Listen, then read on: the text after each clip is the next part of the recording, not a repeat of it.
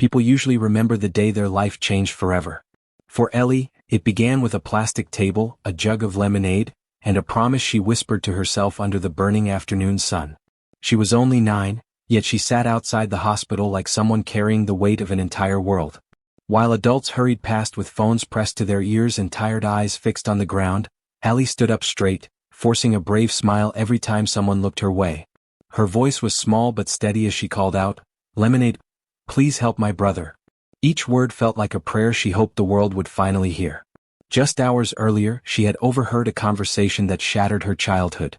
Behind a half-closed door, she'd seen her mother's hands trembling as a doctor spoke in careful, heavy sentences. Words like urgent, risk, and cost echoed in Ellie's mind long after they walked away.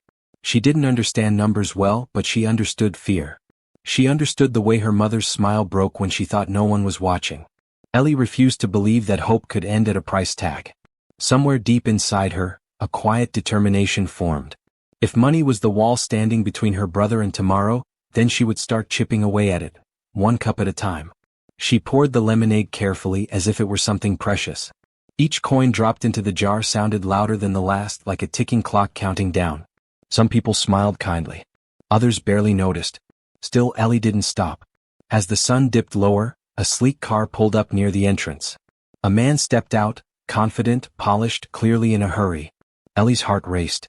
She didn't know why, but something told her this moment mattered. She held up a small photo with shaking hands and took a breath. "Please," she said softly. "This is my brother." The man glanced at the picture, and froze. The man's expression changed in a way Ellie had never seen before. It wasn't pity or kindness, it was shock, sharp and sudden, like he'd stumbled into a memory he didn't know still existed. His confident posture faltered, and for a moment, the noise of the street seemed to disappear around him. In the photo, Ellie's brother smiled weakly from a hospital bed, thin arms wrapped around a worn stuffed toy. His eyes were bright despite everything, but what stopped the man cold was something deeper than sadness. The child's face mirrored his own from decades ago. The same curve of the eyebrows. The same serious gaze that looked older than it should have been. It felt as though time had folded in on itself. Ellie noticed the silence and grew nervous. "He's really brave," she added quickly, afraid she had done something wrong. "He doesn't complain anymore. I told him I'd help." The man blinked, forcing himself back into the present. He looked at Ellie again, this time really seeing her. The way she stood guard over that little table as if it were a lifeline, the courage stitched into every word she spoke. Without saying much, he reached into his wallet and placed several bills into the jar. The sound echoed loudly, and Ellie's face lit up as if the sun had returned. "Thank you," she said, her voice trembling with relief and joy. "This helps more than you know." He nodded, unable to trust his own voice, and turned away. But even as he walked toward the hospital doors, the image refused to leave him. Each step felt heavier than the last. He glanced back once, seeing Ellie waving shyly, her hope fragile but unbroken. Inside the building, his meeting, his schedule, and his carefully planned day blurred into insignificance. The boy's face stayed with him, unsettling and familiar. It challenged everything he thought he understood about coincidence and chance. By the time he reached the elevator, a single thought pressed against his chest, demanding attention. That picture wasn't just a photograph. It was a question he could no longer ignore. That night, silence filled the man's apartment, but his mind refused to rest. The city lights shimmered through the glass windows, yet all he could see was the boy's face from that photograph. He loosened his tie, paced the room, and tried to shake the unease that had followed him home. Years of discipline had taught him how to control outcomes, how to reduce life to numbers and plans. But this feeling didn't obey logic. He opened a drawer he rarely touched and pulled out an old album, its edges worn with time. Dust rose as he flipped through the pages. There he was again, himself as a child. Same eyes. Same quiet seriousness. The resemblance was undeniable. His chest tightened as memories he had buried long ago resurfaced. A childhood filled with unanswered questions. A mother who avoided certain topics. A past that never quite made sense. He sat down, gripping the photo from Ellie's stand that he had slipped into his pocket without thinking. 2 images lay side by side now, one from the past, one from the present. The similarity wasn't just unsettling.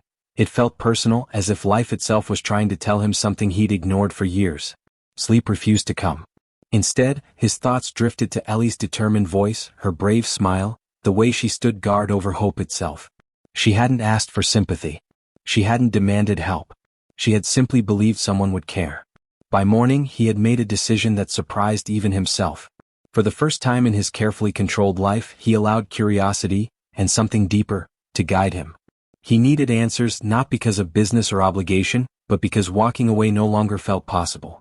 As the sun rose over the city, one truth became clear. Some encounters are not accidents. And this one was calling him back. The next afternoon, the man found himself standing outside the hospital again, though he had no meeting scheduled and no reason he could explain. He watched from a distance as Ellie carefully poured lemonade, her movements slow and deliberate, as if each cup mattered more than the last. The jar beside her table was heavier now, filled with coins and small bills, but nowhere near enough to quiet the fear that lingered in her eyes. He approached quietly, not wanting to startle her. Ellie looked up, surprise flickering across her face before recognition settled in. "You came back," she said, her voice soft but hopeful. "I did," he replied, crouching to meet her at eye level. For the first time he noticed the exhaustion beneath her courage. "How's your brother today?" Ellie hesitated, then shrugged. "He's tired. But he still smiles when I tell him people are helping." She pointed toward the hospital doors. "I told him about you." Those words struck him harder than he expected. Someone had counted on him, not as a businessman, not as a name in the news, but as a human being.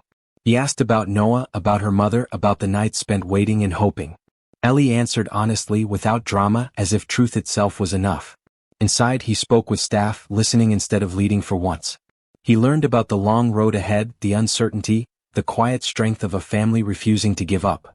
Standing there, he realized how insulated his own life had been, protected by wealth but empty of meaning. When he returned to Ellie, he knelt again, this time placing his hand gently over the jar. "You've done something incredible," he told her. "You reminded people how to care." Ellie smiled, but her eyes searched his face as if sensing there was more. And she was right. This time he wasn't walking away. That evening, the hospital corridors felt different to him, quieter, heavier, as though every step carried meaning. He met Ellie's mother in a small waiting area where hope and worry lived side by side. She tried to hide her fear behind polite words, but it showed in her eyes. When he explained why he had returned, his voice remained calm, yet his hands betrayed him, tightening as he spoke. He didn't talk about numbers first. He talked about Ellie. About courage that didn't ask permission. About a child who believed love could move mountains. Tears welled in the woman's eyes, not from despair this time, but from being seen. Truly seen. Arrangements were made quietly, without announcements or attention. What mattered wasn't recognition, it was timing. Within hours, doors that had felt closed began to open. Specialists were consulted. Plans took shape. Possibility replaced panic. When Ellie heard the news, she froze as if afraid to breathe. "Does that mean he'll be okay?" she asked. "It means he has a real chance," he said gently. Her smile broke through like sunlight after a storm. She ran down the hallway, her laughter echoing against sterile walls, carrying hope faster than any medicine could. Watching her, he felt something shift inside himself, an unfamiliar warmth, steady and grounding. Later, he stood alone by a window overlooking the city. For years he had measured success in achievements and control. But now he understood something deeper. Impact wasn't about power. It was about presence. The photo still rested in his pocket. It no longer felt like a mystery alone, it felt like a bridge. Between who he had been, who he was, and who he could become. And for the first time he welcomed the change. Days later, the hospital room felt lighter, as if hope itself had learned how to breathe. Machines hummed softly, nurses moved with gentle confidence, and sunlight filtered through the window, painting warm patterns on the floor. Ellie sat beside her brother's bed, holding his hand, telling him stories about all the lemonade she would never have to sell again. He listened with tired eyes but a peaceful smile, the kind that comes when fear loosens its grip. The man stood quietly near the door, watching a family rediscover something they thought they had lost. When Noah stirred and looked up, their eyes met. For a brief moment, time stood still. The resemblance no longer felt unsettling, it felt meaningful. Noah smiled at him, unaware of the connection, unaware of the questions that once haunted this stranger. And in that smile, the man found unexpected clarity. Ellie turned and noticed him. She ran over and hugged him without hesitation, as if this were the most natural thing in the world. "You didn't give up on us," she said simply. He knelt and returned the hug, careful, grateful. "Neither did you," he replied. In the weeks that followed, Noah grew stronger. Laughter returned to the family's life, slowly at first, then freely. And the man didn't disappear when the crisis ended. He stayed. He learned. He listened. He filled a quiet space inside himself he never knew was empty. Sometimes the smallest acts reveal the biggest truths. A cup of lemonade. A brave little girl. A photo that refused to be ignored. And from that ordinary sidewalk moment, many lives were changed. Proof that kindness, once chosen, can echo forever. Weeks passed, but the ripple of that single afternoon refused to fade. What began as a child's quiet promise grew into something far larger than anyone expected. Ellie returned to school, yet she carried a new confidence with her, the kind that comes from knowing your actions matter. When her classmates asked about the lemonade stand, she didn't boast. She simply said, "I did what I could." And that truth became her strength. Noah's recovery was slow, measured in small victories that felt enormous to his family. The first morning he walked the hospital hallway without help, Ellie cheered as if he had won a championship. Their mother watched them with gratitude so deep it left her speechless. Every laugh, every step forward felt like borrowed time, time they promised not to waste.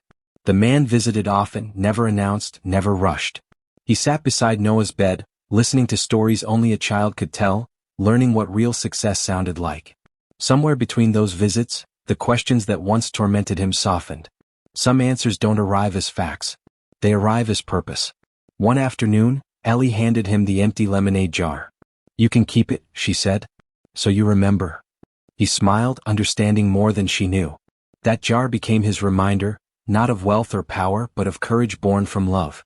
He began supporting other families quietly, inspired by a girl who believed one small stand could change the world. Years later, when people asked what altered his life's direction, he never spoke about investments or achievements. He spoke about a little girl, a photo, and a choice to stop walking past hope. Because sometimes the greatest turning points don't shout. They whisper, and only those willing to listen are changed forever.